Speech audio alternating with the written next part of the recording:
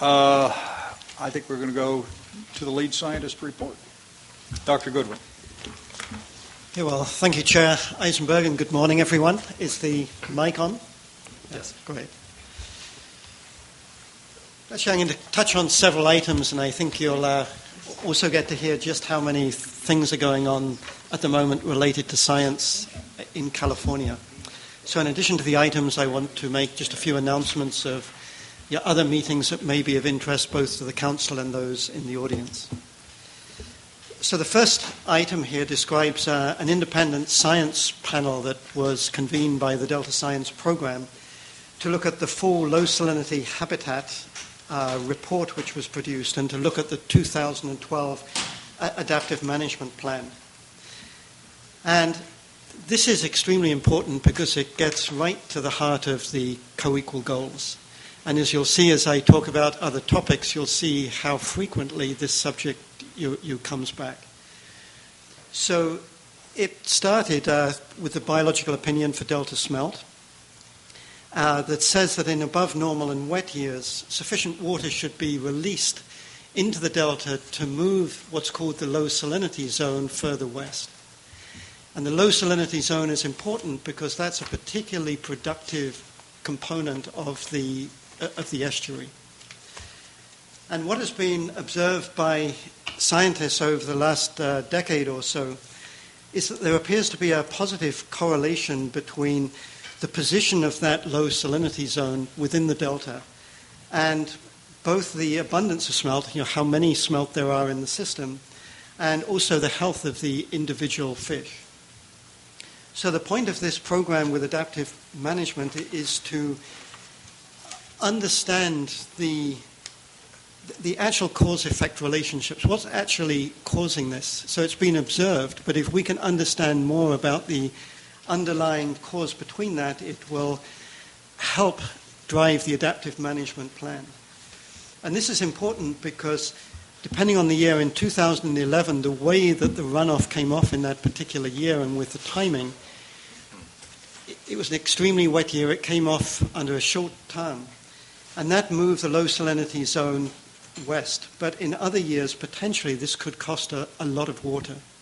So if we're going to manage the system based on the location of the low salinity zone, we really need to be able to justify that in the spirit of the co-equal goals.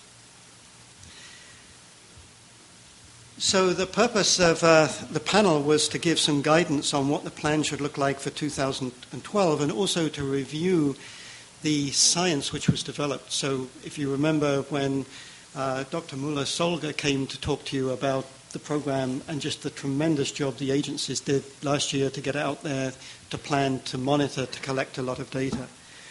And as you heard, a lot of that scientific data is still being processed right now. So the final report for this will be due out early next month, and what I will do is report back because there were some very interesting findings. As with all of our panels, there's a preliminary feedback by the panel so that there can be actually an exchange with the people who made presentations to them to ensure that factually it's going to be correct. So I won't preempt any of that. I'll actually talk about the final of the report, but there were two things that I think really came out of that. What was really encouraging from the science program's perspective was the candor with which the agencies and the people that presented. Sometimes you get into these things and people are defensive. That absolutely wasn't the case. There were just very direct answers. This is what we know. This is what we didn't know. This worked really well. This didn't. So I think that really bodes very well for the future. The other overarching theme was the panel really recognized the effort that it took under a very short time frame to mobilize for 2011. And the comment that they made is, we need to do a better job in planning because the pressure that put on the scientists to get out there to coordinate the boats, you don't want to be doing that every year, I think was their recommendation. But I will report back on the findings at the next meeting as soon as we have that final report. But, questions, Mr. Nordhoff? Are there sensors in the water to determine where the low salinity zone is, and you can plot its movement? Absolutely. there's a very comprehensive network of sensors that has been developed. Actually, several people are collecting data. By far the most comprehensive is done by John Bureau at the USGS. So yes, we have a network of real-time sensors that don't just record salinity, but many other parameters, nutrients for the fish and things like that. So at any time we can plot where the salinity gradient. Right, and then superimposed on that, there's a series of models that allow predictions. And actually, I'll talk about that later when I talk about the State Water Resources Control Board. But the short answer to your question is, yes, I would say that what John Bureau has put together is one of the most well-run systems in terms of data that's out there. The other thing which is very important is, so these are a network of stations that are always out there. So that's giving the overall health of what's going on. But another value of that network is it allows other groups of researchers or other agencies to leverage off that holistic view of what's happening in the Delta for targeted studies that are looking at specific issues. So it's a very nice nesting of how the science is put together. Are there any other questions on FLASH? Now the second item is about the panels and in general about the State Water Resources Control Board, a comprehensive Bay Delta plan update. And in this, the board are actually working very hard to meet the deadline that you set in the Delta plan. So if you recall, there was a deadline for the update set, I believe it's June the 2nd in 2014. So in order to achieve that deadline, the State Board staff came to us and asked, in the series of workshops that they're, public workshops that they're hosting, could we provide assistance in their process by pulling together an invited panel to help lay the groundwork? And so in front of you, and this is on the, for those of you in the audience, it's directly off the State Water Resources Control Board webpage, but the dates of these 3 public hearings are listed. Why this is of particularly importance to the Council is that it's directly related to ERP1, the flow objectives. And so for that reason, we were very willing to step up with the board staff in order to put this together. And what the staff has asked us to do was, in these workshops, they're saying they don't want to hear more of the same stuff. What they're really trying to get at is what is the new knowledge beyond what's already in the record. And so they asked us to pull together an invited panel that will actually kick off each of these workshops that would just lay out what this new knowledge is. And then as the workshop goes on, as you'll see, it's very well facilitated, and there will be clusters of agencies and other groups allowed to bring in experts and to give the opinion. So we spend a lot of time in selecting our panel members. And one of the things we've tried to do there is to really bring balance. So we looked across the whole science community, and we wanted to make sure that for each of the interests that might be out there, there was someone who has either worked for that group or has some sort of connection. So we're really picking up all of the broad opinion of science. And what we asked the panel to do is to each of them to come up with a list. What are the 4 or 5 key things that the board really need to know in the deliberations? And we'd like to thank the panelists. So each of the panels that will be on essentially the Delta Stewardship Council panel will not be on any other panel. So they will be there. You mean any other panels for the board? For the other panels. They may be asked to comment, but there won't be duplication or the same information being presented. And these panelists have really stepped up at very short notice, particularly for the first one. And you can imagine the kind of discussion that goes on. They have a series of meetings ahead of time to really try and lay out what the science is. What do we know? what are the uncertainties and where is there legitimate areas of scientific disagreement. So that's what will be presented at those workshops. In addition to that, the Delta Science Program staff are participating and listening to these planning workshops, understanding the reports that will come out of the 3 panels. And what we're trying to do is just to look, there's so much overlap between these areas, we're looking for consistency. If there's difference between the panels, then we will go back and ask the panels to reconsider that. So that's the process. Are there any questions on what we're doing there? And certainly I would invite, if anyone's in Sacramento, certainly to hear the independent, or not independent, invited panel up front. I think that would be a very valuable hour and a half, because a lot of it will just be Q&A with the board members. You don't have to do it today, but it might be useful to send to the council the list of the panelists you've assembled and just a brief synopsis of their background, just so we can reference that. Okay, great. Yeah. We'd be happy to do that. Okay. Yeah, please. Yes, Ms. Gray.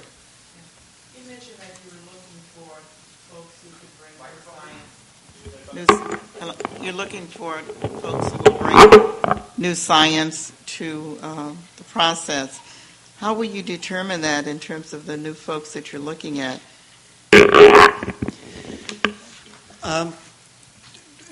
Do you mean with the panel composition for the board?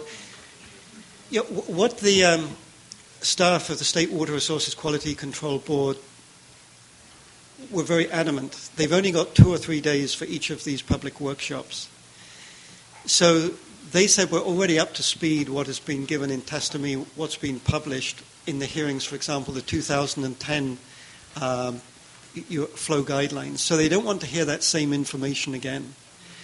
So on the panels, and I think they're asking this of everyone, you please don't just come and tell us what's already in the record.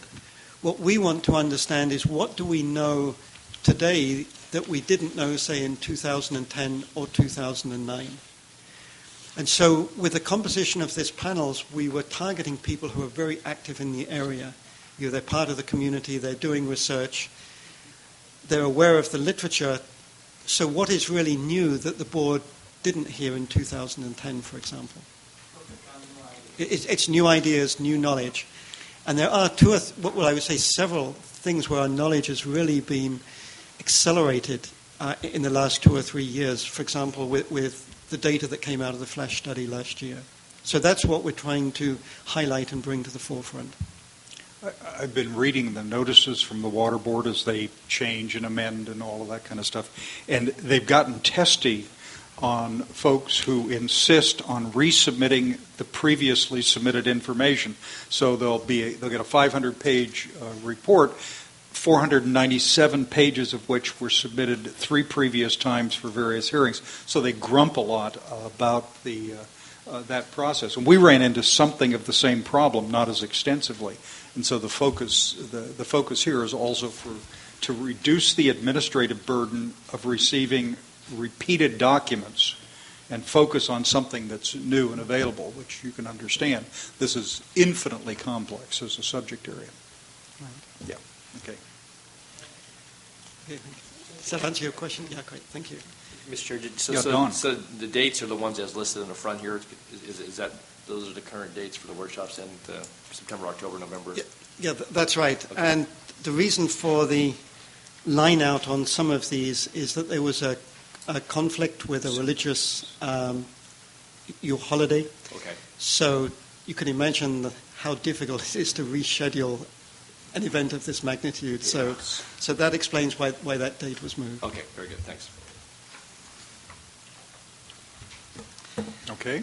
Okay, well, we'll move on to the next one, which is, I think, one of the most exciting and worthwhile things that I've been engaged with so far. I just wanted to give you an update on where your funding has gone related to the Science Fellows Program, where we are in that process. There's also been some very nice developments.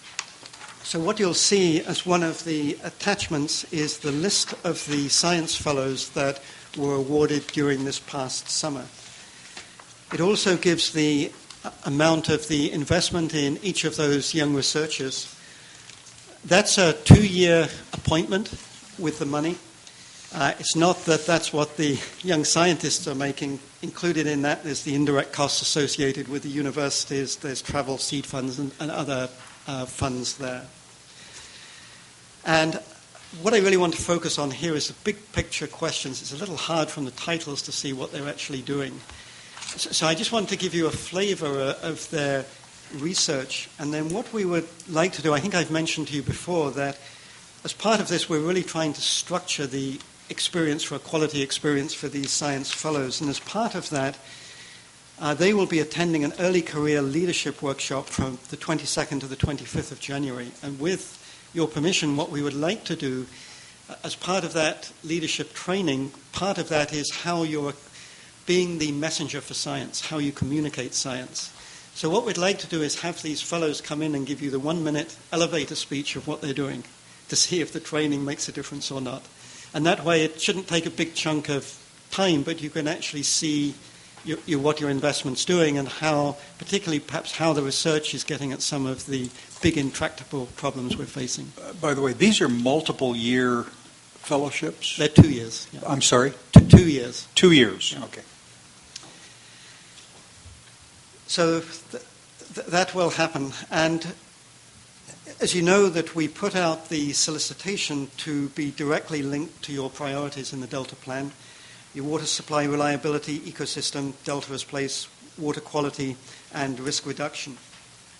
And what I'd like to do is just paraphrase, and I hope I'm not insulting the young researchers, about what our take-home message is. What are these research actually going to contribute to?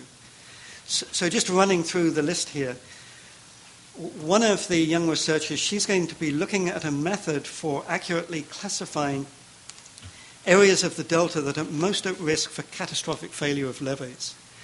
And what the review panel thought this was a very innovative way of doing it. It will bring together Stanford University with Department of Water Resources. So it's looking at new technologies, a new way of understanding that risk of failure. A second project there, the big issue is how do we counter wetland subsidence? How do you build peat soils? How can we actually restore? And is it possible? So it's buried in the title there, but that was also a very well done proposal. A third one is that it really gets to the fundamental question. We're living in such a disturbed landscape that is truly irreversible. The delta is irreversible. We can't restore to a historic question. So a historic condition. So one of the questions which is raised is, could we do all of this stuff and then, due to, say, climate change, whatever we do, that species could go extinct? And just how can those species adapt over time? And so to paraphrase the research in that area, it's to understand how smelt might cope with increasing salinities. So under the sea level rise scenarios, the consequences of that, as I'm sure you're aware, sea level rise comes up. That gives more tidal energy. It starts pushing the salt water in and out of the delta more forcibly, so it'll move the level of salinity further upstream. If that happens and the smelt are adapted to living in this very narrow range, are they going to be able to adapt to levels of increasing salinity? How does it affect their physiology, the health of the fish? So one of the research will begin to look at that question. Question if I could. Don. Yeah, Dr. Goodwin, just back to the one prior to that, I would have had a very difficult time interpreting from what was in that little topic box saying subsidence. I mean, what a creative and fancy way of getting to subsidence. So is there a way, for those, and I think that's part of what you said a moment ago, how do you make science understandable? And even in the topic here, when you read unraveling sources of organic matter supporting the delta's marsh ecosystems using fatty acid biomarkers and multiple stable isotopes, but that was on the subsidence study. That should be said then. Right? Yeah. That's a very good point. So often from these titles, you really need to dig down What is it you're looking at? Into the summary. And then when you look at the research objectives, the panel members will comment, well, you've got 3 research objectives here, but this is the big one. Yeah. So what the science panel actually looked at when they were writing their reviews for all of the proposals, they viewed it as an educational opportunity. And so I think I mentioned this before, the amount of time the science panel wrote. Some of the individuals wrote 4 pages on a single proposal. And that was a big topic. So these are just the titles, and you really need to dig down into the executive summary to see what they're getting at. And that's why I'm just talking around each of the topics. Right. Well, I mean, again, from that, I wouldn't have known that's what they were studying. I think, again, I don't want to simplify because they're looking at a certain element of this, and so I don't demean that in any way. So, but if that's what they're looking at, the effects of subsidence, then it's good to know that. And I think you've gone through, as you've pointed these out, kind of what they're looking at relative to that sort of research they're going to be conducting. So. Right. Yeah, and actually, I think that topic was the first one where they're looking at leaf canopy, the development of organic material, how that settles into the marshes over time. How you actually monitor that, how you pick up the rates of that, and how it might persist over time. So is that the one that's looking at subsidence? The first one is? The first one is, that's one of the... So what's number 3 you're looking at then? Okay, number 3, actually, that is the... Okay, that's the next topic I was going to... Oh, I thought you were going down... Oh, so you were in No, I'm not going these through order, because some of these... See, you lost me to get Sorry, so okay. What you'll see is when you dig down into the titles, Don't change items yet. Mr. Fiorini has a question on this one. Okay, anyway, but I was following you in order as they were listed here, and you actually were jumping around. So that's right, because 2 of the proposals were in very similar areas. So I was just trying to highlight this research into the priorities which you've set in the Delta plan. I'm going to get behind, because I said you lost me from the start then. So Sorry. In the future, at least Don and I are going to need the layman's version of the title describing what the project entails. Your last comment about the study on smelt fascinates me, because we've spent millions, billions of dollars to save a species. We're poised to spend that and more into the future. If this report determines that due to climate change and salinity changes, or even temperature changes, that the smelt species are unsustainable in the Delta moving forward, if that study were to conclude that, what difference would it make? That's a good question. Well, first of all, it's a big question, and a 2-year study by an early career researcher isn't going to give you the final answer, but it's contributing to the database as to the adaptability of the species. Just how sensitive is it likely to be? I think the potential consequence, if the science actually shows that the way that we're looking at things, the species is not going to be sustainable, then that could well drive. So what's the limiting biological factor associated with that? How would we need to change our strategy for restoration in order to sustain the species? So it would be looking at, here we know where we're going.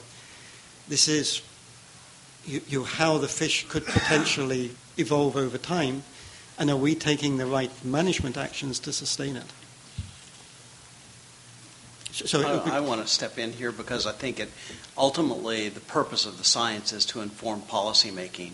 And ultimately, if we get science that says you can't do this thing that you've been trying to do really hard and spending billions of dollars on, I would think that it would be incumbent on this council and other policymakers to actually step up and point that out.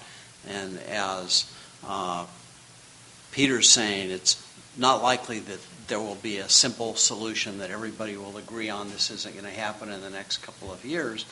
But I think still it's important to do the research and begin laying the groundwork, because these policy decisions are going to be difficult. And I think it's clear that some endangered species somewhere is not going to survive because of climate change. And whether it's Delta smelt or even something that's not in the Delta, that policy issue is going to remain. So we ought to be aware of that, and the council ought to be prepared when the time comes to step up and point out those issues. Yeah. Okay.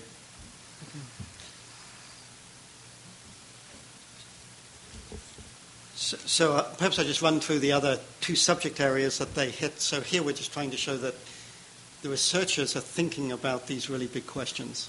They don't have their head down in the marsh plants. So the fourth one, and this gets to Mr. Natoli's comment, understanding the role of marsh-derived organic matter in the food web. Well, why is that likely to be important? If we're going to make very major changes, for example, in fresh water, if we're going to make very major changes in habitat, when we look at the nutrients and how the food web might respond, we really need to understand some very basic information. So how is the organic material coming off the marshes that would be contributing to what's happening in the delta? How is that likely to change? And if it changes, is it moving in a direction that's positive, or is it going to be negative? So this would get to the question, is enough being restored, is too much being restored, and that kind of thing. Again, a very fundamental question that would lay the groundwork for decisions down the road. Another one here is very interesting is you're probably aware that wetlands are often seen as a great way for carbon sequestration. And if you look around the world, it's very highly touted as this is a way for at least being able to reduce some of the carbon dioxide. But at the same time, recent research has shown that, yes, you can deposit carbon within wetlands, particularly if they're growing, but there are certain processes that can go on that can release methane, which of course is a much more potent greenhouse gas. And so the question is, what's the trade-off here, and what is actually the net benefit? So one of the young researchers, a PhD, was actually trying to get a handle on that balance. So when the question comes up, are you really making a difference? There would be some hard numbers to go with that.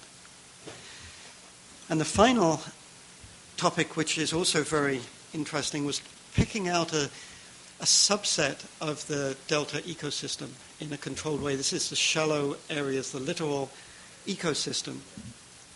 And it's looking at the dynamics of the species within that littoral area. So as we make changes, how is that likely to respond? And what was particularly interesting about this is that they were looking at the assemblage of species, not just a single species, which we are often forced to do. And so they were really looking at the question, when we make all of these actions, is it possible that other species that right now aren't threatened or endangered could start showing up on the list? And then that could have a very big impact, of course, on how we do things. So it's really trying to anticipate these changes so we can get ahead of the game. And if we suspect we're going to get into these crises, we can be thinking about it well ahead of time. So that was my attempt to just paraphrase these proposals. And what I would like to do now is just talk about the phase we're going, which we're really excited about in the Delta Science Program. But were there any questions about those topics? If not, I'd like to follow up with where we're going now.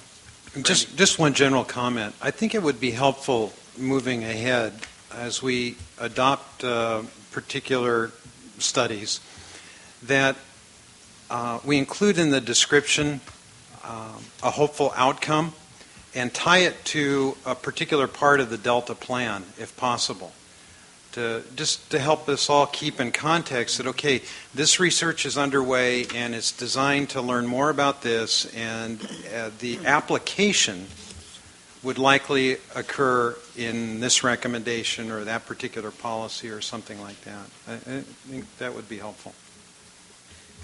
Thank you, Mr. Fiorini. That is a great idea. And what we also realized, I think, through this process, we did not require an executive summary with these sorts of things. So I think one of the things we'll be asking in future proposals is a brief paragraph that gets to exactly what you're asking and to list these big issues, so it's right up front.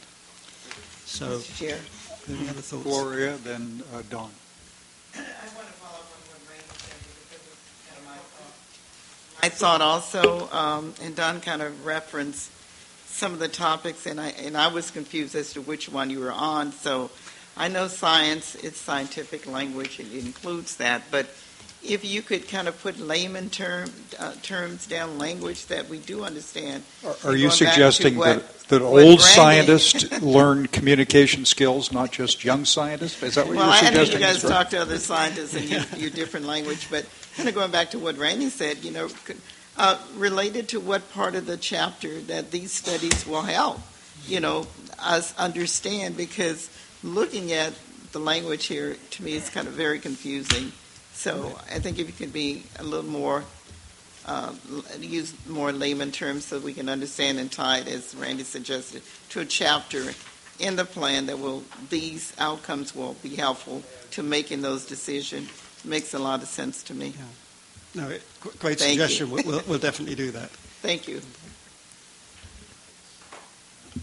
Mr. Chair, I would just concur. I think you said it, Peter, too, that maybe just an executive summary, because your description is understandable and talking about what they're looking at. So I think if that's the sort of executive summary that would go with the topical title of whatever their submittal was, then I think that makes good sense. So I think you get it, and your explanations were understandable, and I think that's ties back to what both Randy and Gloria said previously. So I concur. Peter, in addition to outlining the range of possible outcomes, it would be interesting, too, if you could put in some sort of appreciation of when the outcome will be available, when the study will be finished. I know, scientists tend to run on and on and on, always looking for more definition and more conclusive science, but these grants do run out after a period of time.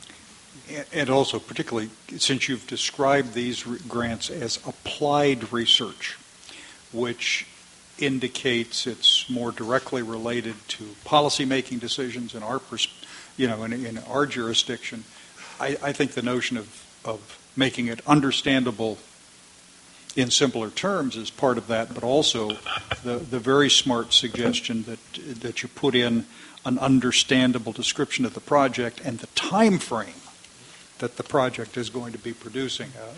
I understand that is probably controversial to scientists, right? Well, actually, we know these young researchers have a 2-year window, and of course, a big part of this is we hope many of these folks, this will chart the direction for their future careers. But I think it's very reasonable to have an understanding. We know when they have to be done. They do a very good job because it's assessed what the outcomes are likely to be. And that may be another way of you're doing that. So within 2 years, here are the expected outcomes. And we do have that information. Maybe to give them a break rather than a definitive conclusion, put in preliminary results. Yeah, But Dr. Goodwin, I have this faint recollection that when you came to us, I think you had done it, or it could have been Dr. Dom before you. There were 4 topics that you were proposing for work by the fellows during this next time. Wasn't one of them hydrology? I don't I could be wrong about that, but I remember something about that. Well, there's a couple of with the hydrology itself. There's the unimpaired flows, natural flows, actual hydrographs. I'm not sure that we explicitly outlined it here. That the call that went out was really just directly related to the research priorities that were set in the Delta Plan. Mm-hmm. So we just wanted to cast the net as wide as possible. What you may be thinking about is that in the Delta Plan, in the last few months, Chris Enright in the science program has been working with the Delta Plan staff on this whole notion of what do we really mean by unimpaired flows in such a disturbed landscape? What should we be thinking about in terms of restoration? Would that be the context you were thinking about? Well, it's part of that. I mean, the co-equal goals imply a more reliable water system and an improved ecosystem.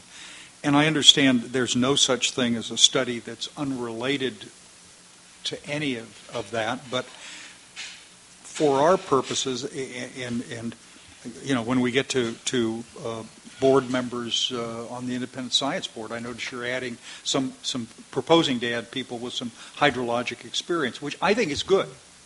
I think it's not just the biological sciences for ecosystem purposes, but it is also scientific information for water reliability purposes. That's our business here. And one of the things for the next cycle is what scientific questions appear to be relevant, pertinent, and important on the hydrologic side, so that the next category of fellows can actually provide us some information there. I understand some of these studies will, in fact, relate to that, but it just seems to me that we're only slowly bringing our own programs to understand that the co-equal goals are co-equal and therefore mean something simultaneously and together and ought to receive comparable emphasis. No, that's very well taken. And in fact, I think you could go further than that and just argue it's the physical processes and what's out there that drives everything. Everything follows from that. So, right. And of course, the fact that you are an engineer is, as our lead scientist, is one of the steps that the program took to recognize the importance of that side of the equation as well. But anyway, I understand it takes time to focus and redirect, and I'm impressed with some of this stuff. Just think about as you plan for the future. Yeah, and actually, perhaps I could just explain a little about the process. Within the group of proposals we received, there were both hydrology and flow proposals received. And I'll talk about this in a moment. But we will only fund things that pass that independent peer review, which is both sending the proposal out to people and then the advice of the panel.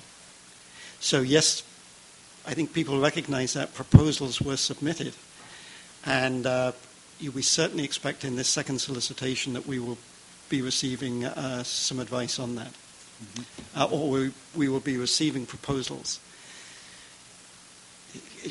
Do you mind, if necessary, I could actually talk about the process and how we want to help these people who submitted proposals do a better job next time. So, fine. Would that be okay just to go on?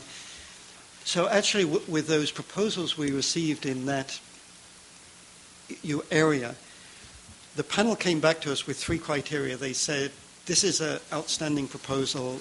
We would fully expect this would get funded by NSF or any other highly competitive proposal. These are the ones which we recommend for funding. There was then a second tier of proposals where they said, boy, this is a really good idea, but the proposal has a severe flaw or it's missing something, so it's up to you. And then there was a third category that they just said, the scientific basis is there, don't fund it. And so in the spirit of this being an educational experience, for example, one example might be a brilliant concept. Yes, this is exactly what we want to fund. And then there's nothing in the proposal about their methods. So, yes, it's a brilliant idea, but you can't write a proposal, send it out for peer review, and then have 3 sentences on how you're going to do it. Other ones, they may have those 2 parts, but getting to Mr. Nordhoff's point, it didn't have any specific deliverable that you could put your finger on. So you don't know what the outcome is going to be with this kind of investment.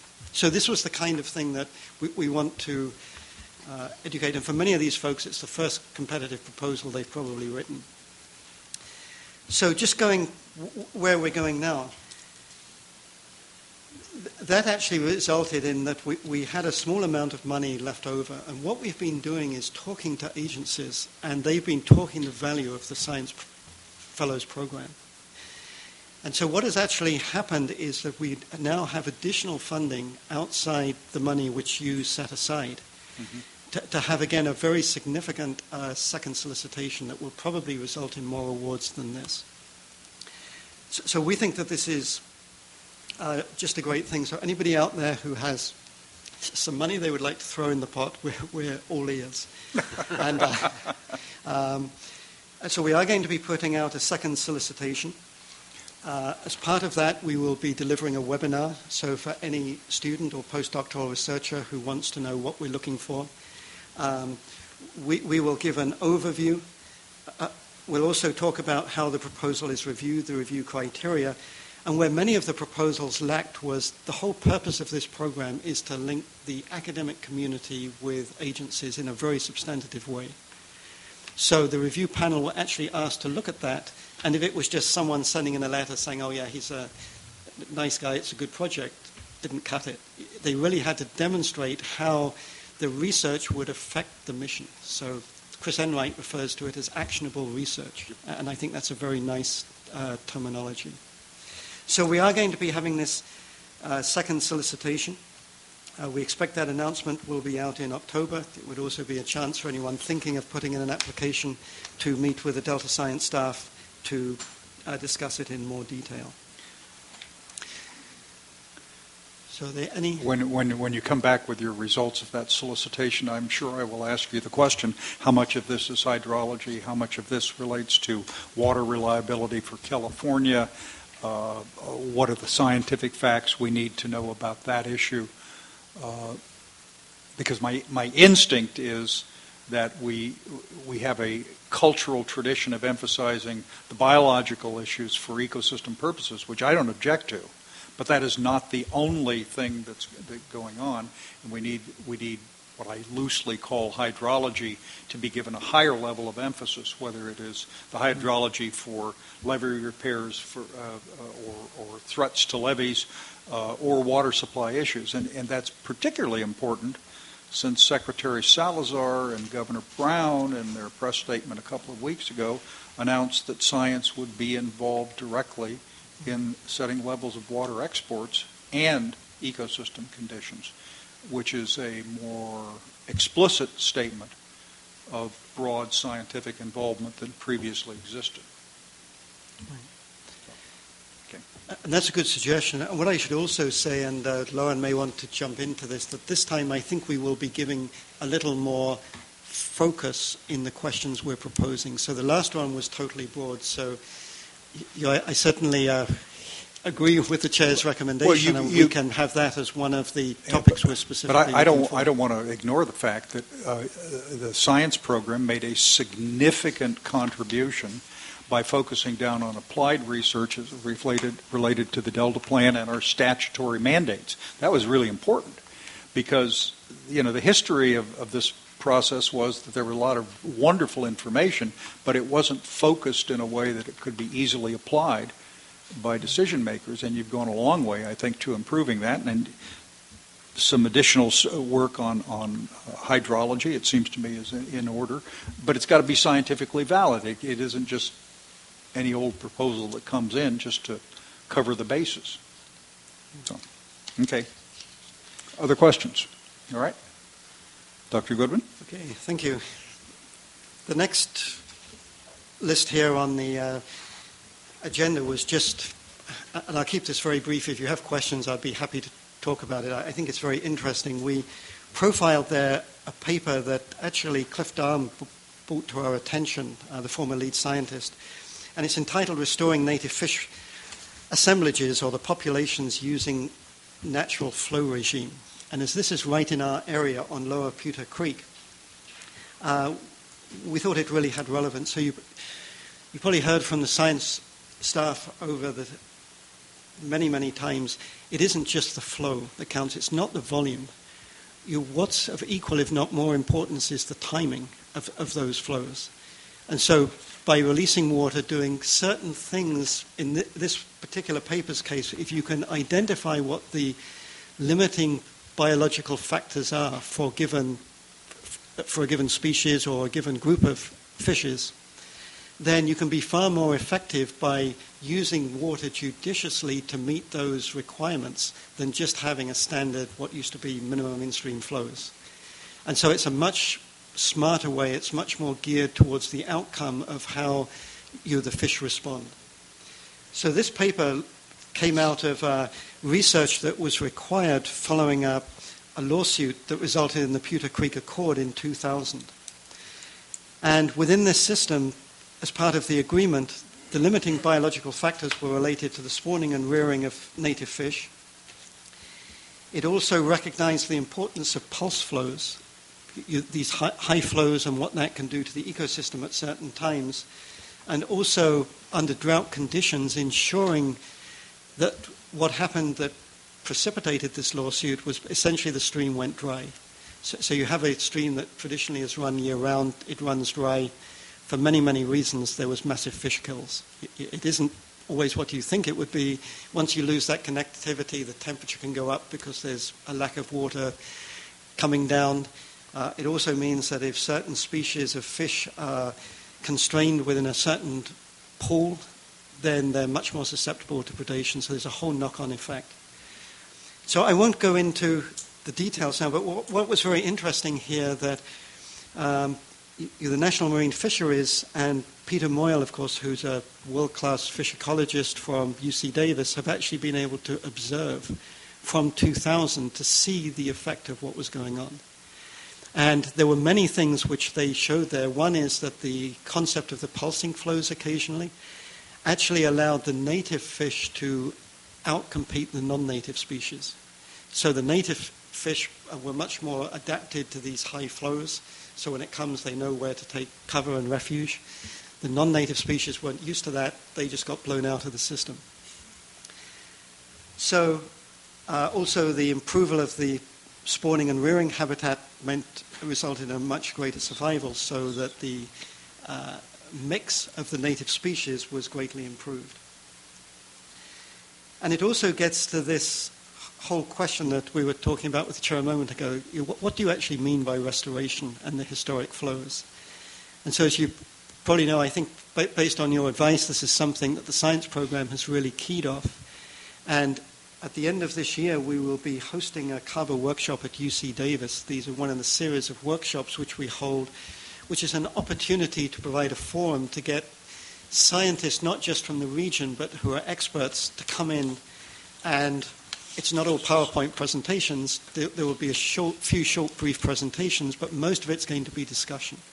And what we would like to do is to get to an understanding of what is actually meant by your unimpaired flows. What sort of flows should we be looking at? What is a functional flow for the ecosystem? So this isn't the delta. We're actually looking at these would be the inflows to the system. So we welcome anyone with an interest in that topic to watch for the announcements. Okay. So that was the... Let's see, questions on this issue? I do have one question. Is the caption you've described for this paper by Kiernan, Moyle, and Crane as they wrote it? My real question is this, pursuant to the notion that science should be simply understandable, what does the word assemblages add to a title that says otherwise would say restoring native fish to a regulated California stream using natural flow regimes? There must be some mysterious scientific complication to the word assemblages that I do not understand. And you did not use assemblages anywhere in your summary. I'm just kind of curious. Right. And I didn't, because it would take a while to explain. So if they had used the word populations or population, that would imply it's related to a single species. Whereas the whole point of this is assemblage just means that there's multiple species out there that need to interact and function, and there's interaction between those individual fish populations. Does that make it clear? So it's not just a single species, but there's several population of different fish out there that all interact with one another and are probably self-reliant in some cases on each other. Very skeptical look. As I said before, science communications is a training that could be utilized by all of us. Yeah, all right? Okay. Last item. Heard and understood. So very quickly, I just wanted to you give an update on the science plan, and what you had asked for is just a regular update at each meeting where we are right now. So I'd like to just spend a couple of minutes letting you know where we are at the moment. So the attachment in the document is a summary of what you have required the science plan should consist of. And obviously we need a collaborative organizational structure for science. How do we have these multitude of different science activities in the Bay coordinated? How can we improve communication between different clusters of discipline-specific scientists or groups of people who are focused on certain issues? Also, of course, in your thinking, in the last version, I think the National Research Council factored greatly into your deliberations as to what the science plan should be, and so we've been looking at that very closely. And so I'll just run through very briefly where we are, and we also listened very carefully to Mr. Nordhoff's suggestion about how this is put together, and we don't just disappear in a hole for many months and then suddenly a science plan pops out. So we spent a lot of time listening. Thanks to the efforts of both the chair and the executive director, we've been meeting with the heads of agencies, just listening. What do they think could be most useful here? What we don't want to do is just produce a science plan that's out there, it sits on a web page somewhere, and it really isn't referred to. And so, having done that, we still have a couple more folks to contact.